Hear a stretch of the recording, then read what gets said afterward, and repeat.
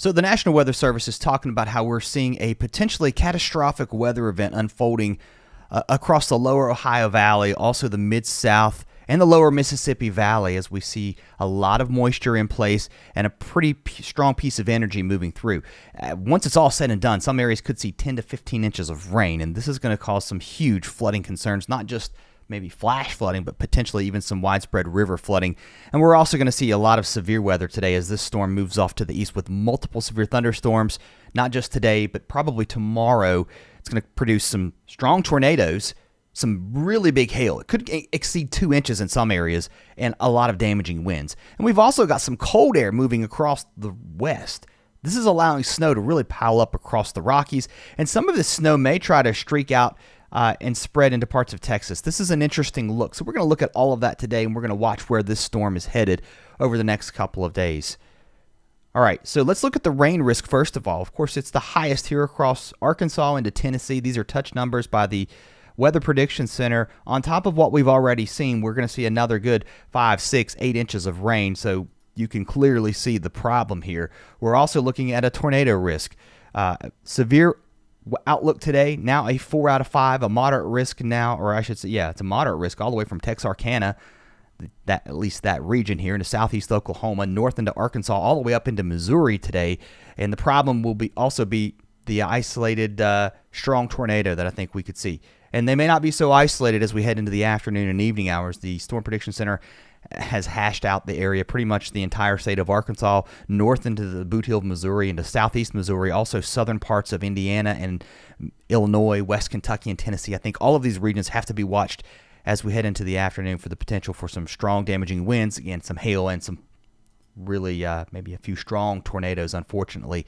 Tomorrow, it doesn't get much better across this region. We see more storms forming. This is the day 2 convective outlook for Saturday, and we're probably going to see more tornadoes. This risk stretches a little bit further to the north now, up into Ohio, Pennsylvania, parts of West Virginia. And again, remember, you're seeing more storms in the same areas. And these thunderstorms, they're going to be strong, so they're going to create a lot of rain. So that flooding risk continuing. And tomorrow's tornado risk maybe not as high, but it's definitely not something you would want to ignore, especially across parts of Arkansas and Louisiana. If anything, that threat may have shifted a little bit further to the south in areas where we've not seen as much tornado action. And then heading into Sunday, this pushes east as our front finally starts to move a little bit, and we see things break down a little bit. All right, let's take a look at your overall idea of timing of the storms here. Once we head into the day today, we're going to see that rain really pick up across Oklahoma. Some of these storms will start to pulse up heading into the late morning into the afternoon across southeast Oklahoma. Also back here into Texas, we could see some really strong storms with some large hail. Once we get into the afternoon, though, here comes your tornado threat. You start to see it really pick up across Arkansas, southeast Oklahoma, even eastern Oklahoma, possibly as far north as Kansas, and then up here into Missouri, specifically southern Missouri, back here into western parts of Arkansas, southeast Oklahoma, and then now look out here towards West Texas as this squall line pushes to the east. Out ahead of it, there could be some supercells forming, so there's your severe risk. With a lot of wind shear, these storms would want to rotate. Unfortunately, we're seeing the risk of tornadoes in the same areas where we just saw devastating tornadoes just over the last couple of days, and more on the way, unfortunately, it looks like. I mean, I hate to be the bearer of bad news, but this is how it's looking. As we head now into Saturday, look how this moisture is it's not going anywhere. So now we're bringing more moisture north. Another disturbance swings out of Texas, and look at the snow breaking out here across New Mexico. Some of the snow could get really heavy here into the mountains.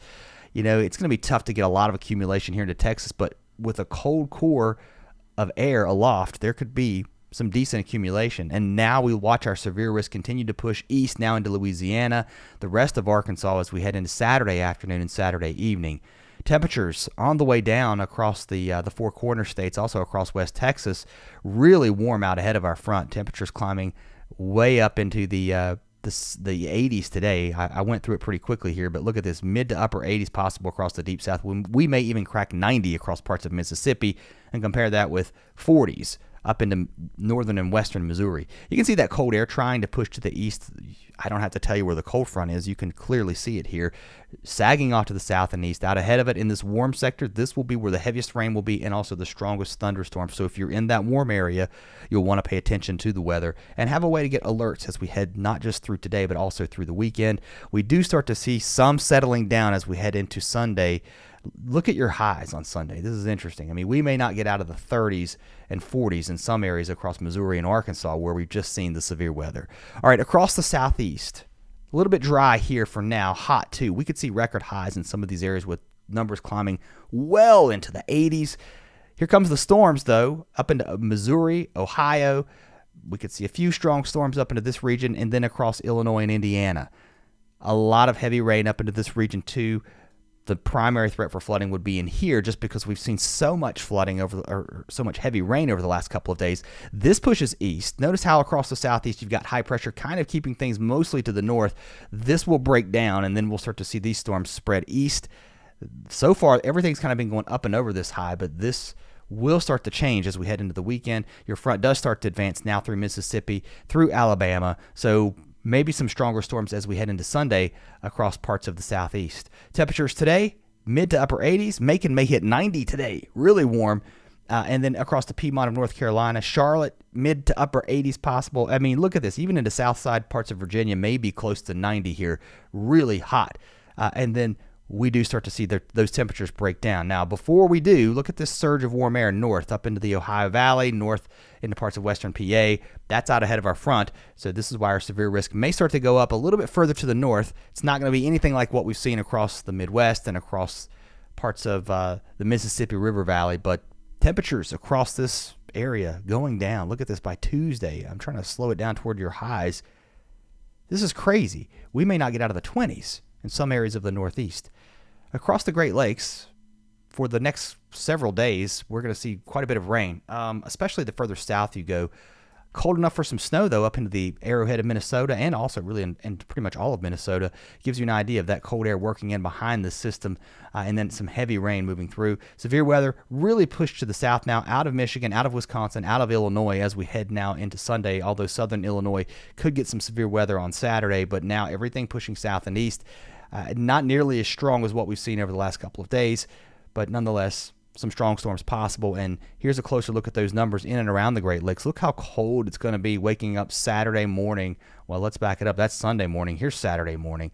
We're down into the 30s and 20s, and I kind of got ahead of myself, but I really wanted to show you Sunday morning's lows well into the 20s, maybe some teens showing up, and we say goodbye to this warm weather here also across the east.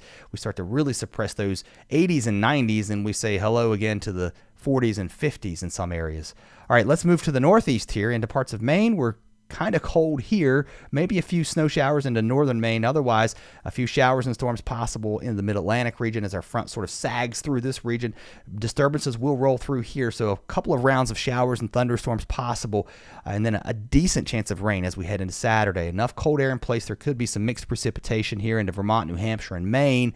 And then that warm air surges a little bit further to the north. However, northern parts of Maine may stay all snow until the cold air finally rushes in.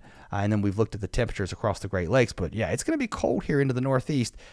A bit of an easterly flow kind of setting up here. You can see how your warm front is sort of sagged like this. That warm air tries to surge north, but then it gets really suppressed as we head into Monday and Tuesday. You can see it. There it goes.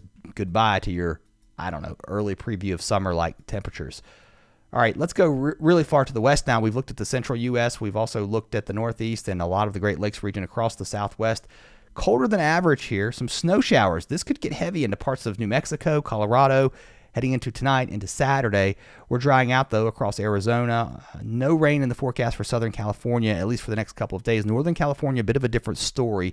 We do have onshore flow starting to pick up, so some rain and snow showers possible here. Temperatures heading into this afternoon, maybe a little bit warmer than we were yesterday. We'll be back up into the mid-60s, close to 70 anyway, into the deserts, maybe into the 80s. And then as we head through the next couple of days, we'll see that warming trend continue, at least across the southwest. Across the Pacific Northwest, temperatures on the way up as we head through today into Saturday, out ahead of our next system, but that cold air is lurking just offshore. That will bring the rain and the snow into the mountains as snow levels drop here into Washington, Oregon, also into Idaho and northern parts of Montana, mainly into the mountains here. And then we see more of a broad onshore flow with more rain showers. Temperatures across the Pacific Northwest on the way up. We'll be warmer here today and then even warmer, I think, tomorrow. We'll be back up probably a good 5 to 10 degrees warmer than where we're going to be today by tomorrow. And then, as I said, snow levels will start to crash as temperatures drop with our next system heading into Monday and then into Tuesday. So numbers back maybe a little bit below average. So that's what we're looking like over the next couple of days. I do want to show you the GFS. We'll kind of take a look at the long range here. The GFS always does some crazy things. I don't know that we're going to see really much snow into Missouri, but you get the idea heading into Sunday that it's going to turn much colder here, and maybe a little bit of snow on the northern end of this as our low exits the northeast. Colder air moving in. The models have continuously showed this piece of energy swinging through the Great Lakes, and there's your rain and snow across the west, dry across the central plain states. This is good news, right? We've had our share of rain, severe weather, things looking better as we head into Monday and Tuesday with some quieter weather with a broad northwest flow. So we're getting a break here, and it's turning chilly here into the northeast. Also, temperatures dropping across the southeast. Numbers starting to rebound, though, back across the southern plains, back across the southwest, and then maybe a little bit of rain as our warm front starts to work back north. Temperatures on the way back up, high pressure setting off the southeast coast, bringing some of that moisture back north and bringing our temperatures back up too. And our next system may bring some rain by Thursday or Friday here into the Great Lakes and also into the east. Otherwise, ridge building here across the west, across the Rockies, the southern Rockies. Temperatures pretty warm, at least above average anyway, once we head toward the end of next week. And then pushing the GFS out any further, it usually starts to do some really weird things. But I think the pattern is here. So you've got this ridge here across the central and western U.S. I think that means above average air temperatures here, maybe slightly or below average across the northeast as we head into next weekend. So that's a bit of a look at the long range. All right, that's all I got for now, guys. If you're new, hope you'll consider subscribing. If you're just popping on, going, I missed it all, you can rewind it all. It's available. I do these videos every day, and I'll see you next time. Be safe. If you're in a severe weather area today, have a way to get alerts. Stay weather aware for flooding, also severe storms that could produce some tornadoes today.